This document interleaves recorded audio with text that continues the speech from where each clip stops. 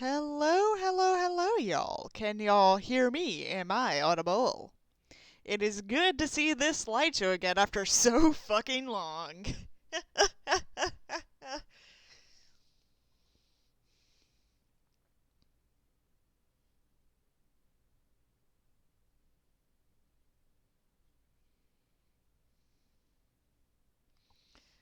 Alright, hello Andrew, hello Albert, hello Superdark, hello everyone. Welcome to season 2 of Flowers Fanfiction Theater, I guess. Okay. I've been wanting to resume fanfiction theater for a little while. It's just, you know how I don't like reading fanfiction that's just boring bad?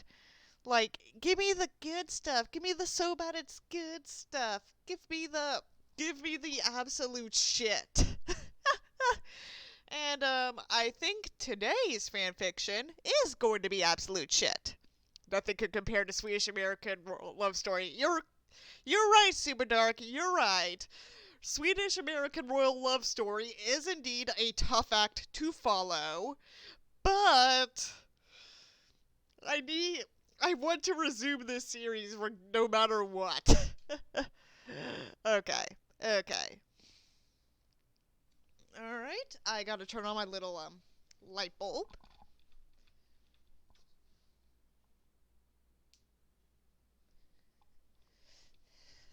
There we go.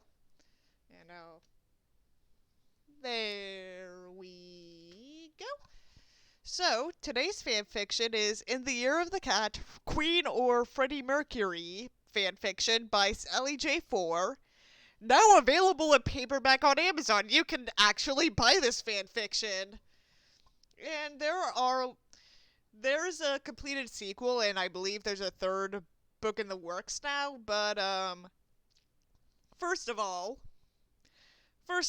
I might have read this fanfiction very briefly on my YouTube channel back when I was in late high school or early college. I do not 100% remember.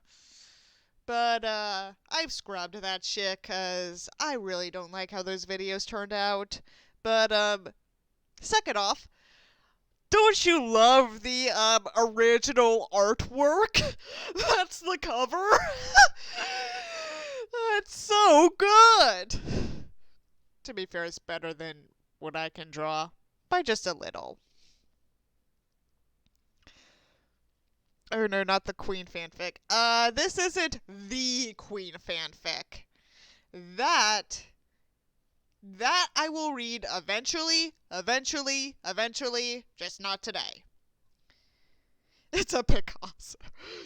Apparently you can buy this. I'm not gonna look it up on Amazon because that's gonna reveal some of my own purchases, and I don't want that. So, worried she'll fail psychology and ruin her GPA, a young college girl named Julia agrees to be the guinea pig for a secret experiment and accidentally winds up in 1977 with none other than her obsession, Freddie Mercury. Shocker, right? Her only wish is to get back home, but in the meantime she uses this impossible chance to really discover the man beneath the mask and gets much more than she bargained for. She gets to fuck him. This is her story. Don't know if this is a reference to some Queen song or if it's just the author's own imagination, but one morning from a Bogart movie in a country where they turn back time, you go strolling through the crowd like Peter Lorre contemplating a crime. She comes out of the sun in a silk dress. She made this up. She made this up. This does not follow standard rhythm. On a morning from a Bogart movie, 10, in a country where they turn back time, 9, not bad. You go strolling through the crowd like Peter Lorre, 11, contemplating a crime, 6, which, considering the fact there's already like around 10 syllables per lyric, that's too much of a change.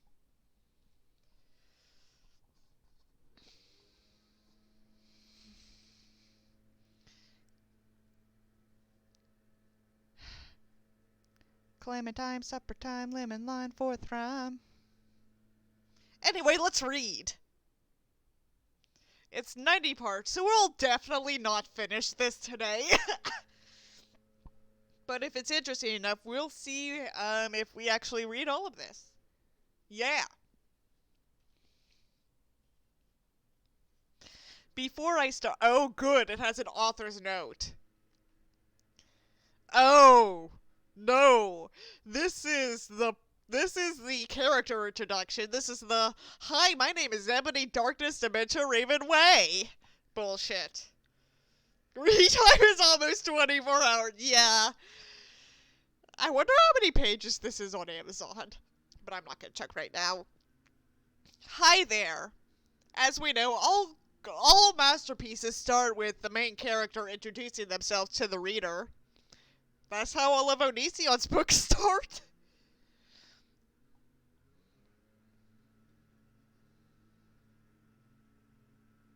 I apologize if there's any background noise. I cannot control that. My name is Julia Samuels. Oh my fucking god.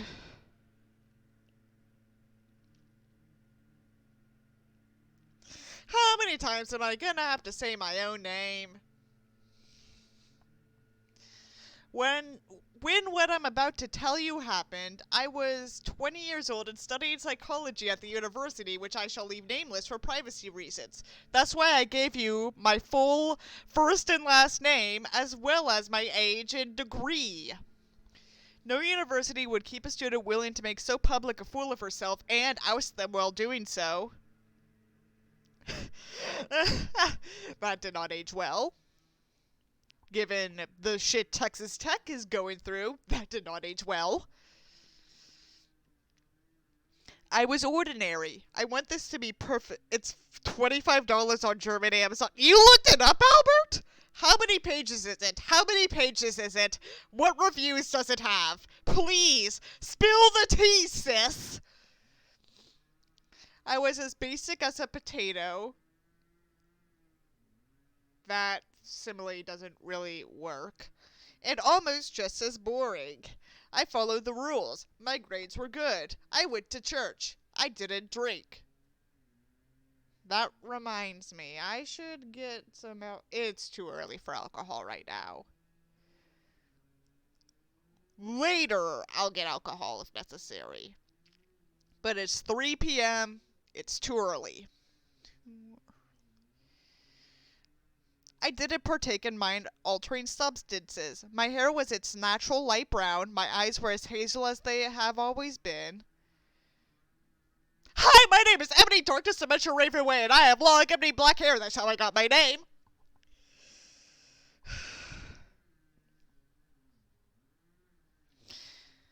I stood at an average 5'5". I was neither overweight nor underweight. I tried to be nice to everyone, regardless of what I thought of them. Simp! My family, with one at that time exception, lacked any interesting peccadillos, whatever that means. We were private people, and that's how we like it. I repeat for the sake of emphasis, and it's as true now as it was then, ain't nothing special about me and where I come from. Okay. Fun story. When I was like 11, I was writing one of my infinite unfinished books on Amazon, and I wrote an introduction similar to this, except my character's like, oh, I'm not normal. I'm not normal. My name is Amber White. I have amber eyes. I dye my hair red. I live with my mom and my unmarried aunt, and they run a spa. Just that bullshit. 4.5 stars? Albert, DM me that listing right now. I need to see this for myself. DM me that listing. 667 pages. Oh god. Should I buy this? Should I buy this when I get a chance? I kind of don't want to give the author my money, but I'm legit curious now.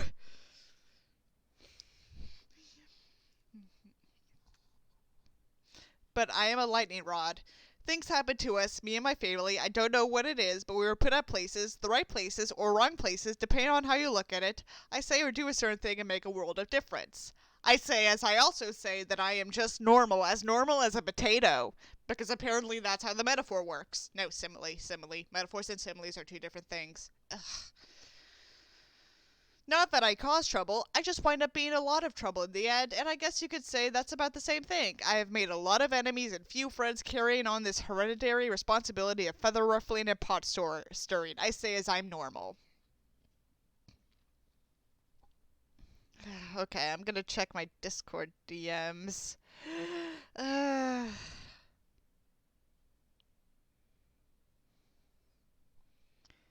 Thank you, Albert and Andrew, for sending me the links.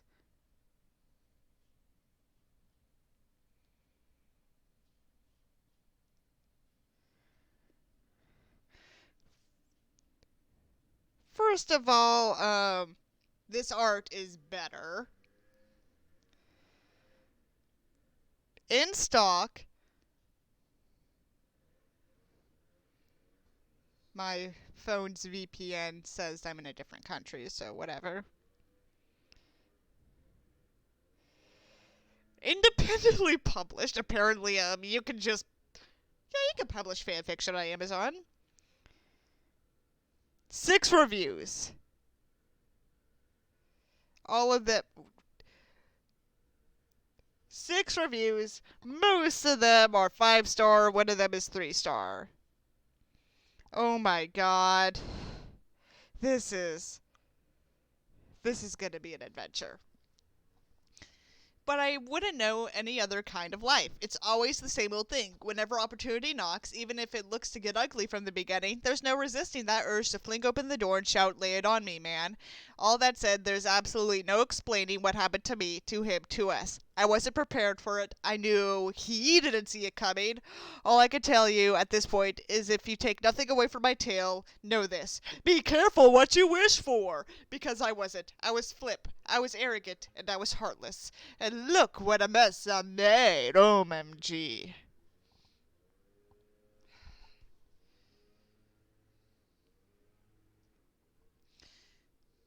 Chapter 1. It's late, but not too late. I'm already dreading this. It's really like 600 pages. Imagine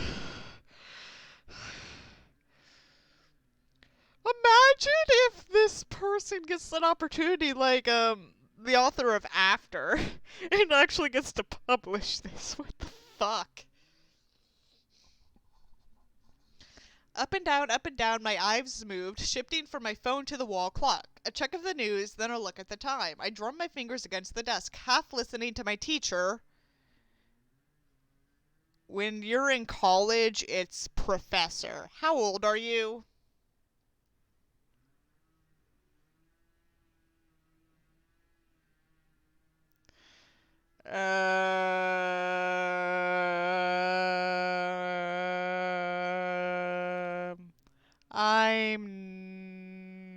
No. I'm not gonna read that. Bullshit.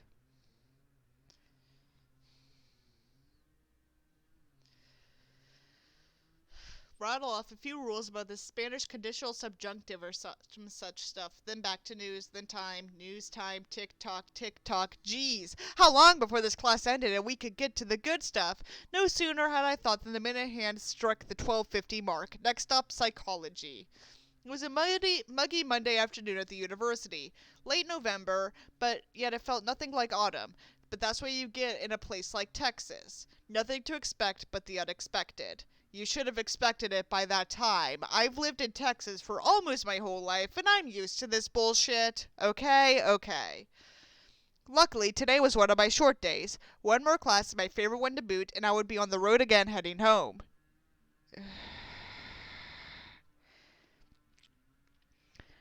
College is not structured like high school. College is not structured like high school, particularly in the United States. So, stop pretending that it is.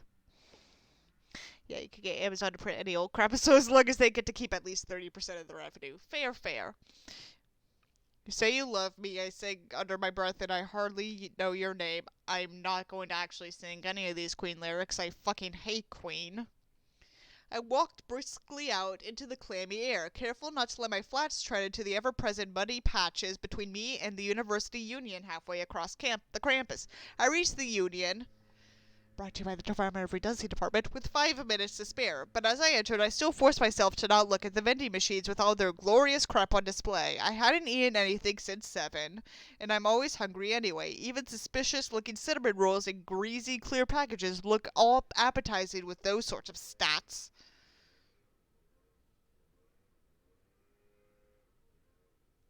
Girl, eat. My will won against my stomach for once, and I made straight for the Macento Hall. One push of the double doors, a few hasty steps upward, and soon I was perched in my usual spot, my lone seat apart from the other 200 students, give or take another 100 depending on whether or not an exam is scheduled, ready for lecture. I took no notes. I didn't usually anyway, but this time I found myself zoning in and out from my class. I had been doing that more and more lately, the nearer Christmas break drew. I loved psychology, don't get me wrong. Nothing excited me more than learning about the inner workings of the mind, unearthed in the deepest, most hidden crevices of the human soul. Correction, nothing may have excited me like that, but I did not say no one. Yeah, this person is 100% a high schooler. We all have our own guilty pleasures. He was mine. Now, at this point, we all know that, this girl's hidden guilty pleasure is Freddie Mercury, and she wants to be his forever wife. So, why don't we, cut the bullshit, and just, get straight to the good parts, And who was he, you ask? My boyfriend, perhaps? Please, I had never had one. I had plenty of imaginary friends, few real ones, save for significant others. That's what you get for being a lightning rod. OMG, you're like, so special. Oh my god, you're such a, special, what, But I liked it like that. People are messy. I didn't mind being around them, but I didn't necessarily want to get involved with them and live in their lives. It's like a zoo. Study the animals, care for the animals, love the animals from a distance. I didn't want to get down in the hippopotamus pen and drink from their water hole just to be able to say I was sharing in their experiences. Oh my god. This reads like an Onision book.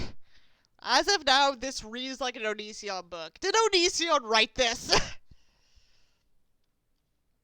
But hey, I like that. I think I'll use that. But who was he? He was a dead guy. A very complicated dead guy. And I had talked about him, laughed about him, thought about him, dreamed about him, enough to the point I shouldn't have had to say his name. Although it's an exceptional name for an exceptional man. The one good member of Queen, Freddie Mercury.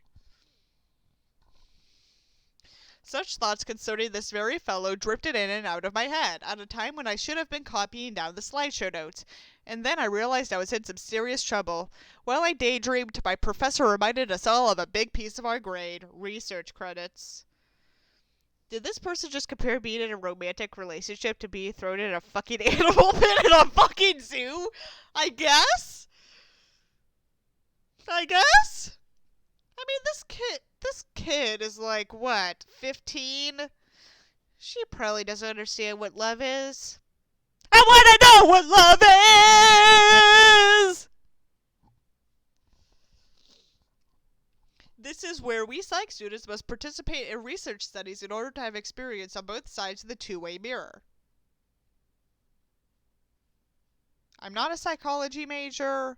I don't know if that's something you have to do, but I will say I took a psychology class in college last year, and we did not have to do this. We had to pretend to make up a research project once, but we didn't actually have to do it. We just had to pretend. This wouldn't even matter, except I forgot to sign up for any study. I pried open my laptop and searched the research credit website for a few online studies to do, but all of them were expired, and then my professor spoke those fatal words and my heart sank. Don't forget, you're supposed to have all 10 credits in by tomorrow, like I said in the syllabus. And that's my favorite conflict. Sudden bullshit conflict that pops the fuck out of nowhere and completely inconveniences the protagonist.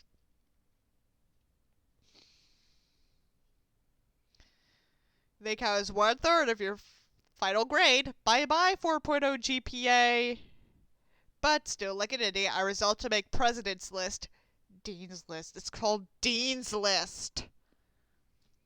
For the third straight semester, I decided I would speak to the professor about it.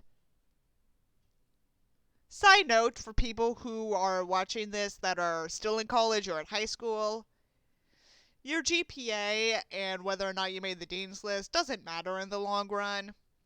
It really doesn't.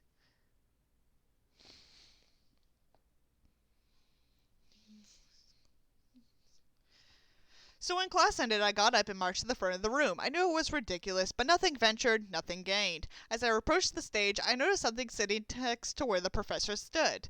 I could see it was an older man, who from a distance vaguely reminded me of Phil Collins. Bald-headed, squinting eyes, beak-like nose, and even his reclining position, I could tell that my 5'8" professor easily towered over him. Stop telling us about characters' heights! I don't give a shit! Just don't see how that's going. I'm gonna do voices. Fuck it. Just don't see how that's going to work. It borders on unethical, my professor was saying to him. I mean, I hope it works, but there's no way the board will let this thing of yours get any attention unless you find a way to test.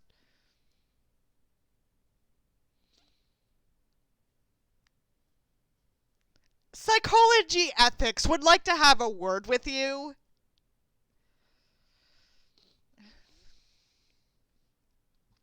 The Phil Collins look-alike, the resemblance was even more striking now that I could really see his face right down to that perpetual half-smile about the corners of his thin lips. Nodded towards me, looking over my professor's shoulder. Slightly irritated, he turned to face me.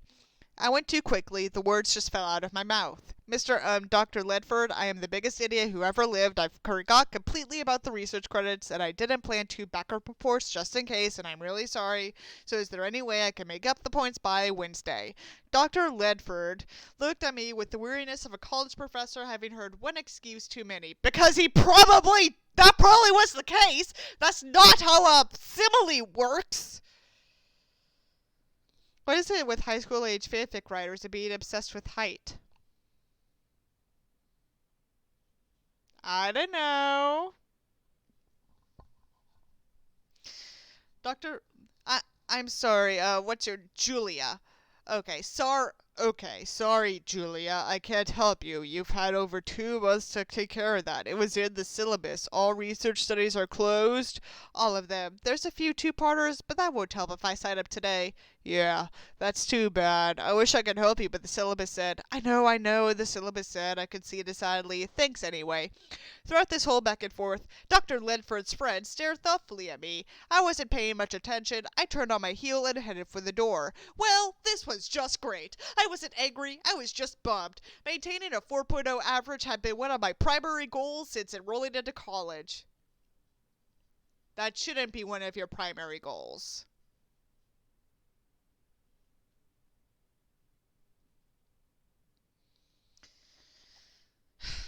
I didn't care about being valedictorian. I just wanted to be a straight A student. Scholarships notice things like that. My eventual master's in college counseling or therapy. First of all, are those actual master's degrees? I don't know. I don't know if this person did her research. At this point, I don't give a shit anymore. And second of all, more advice from someone who is graduating very soon. Think long and hard before you go to graduate school.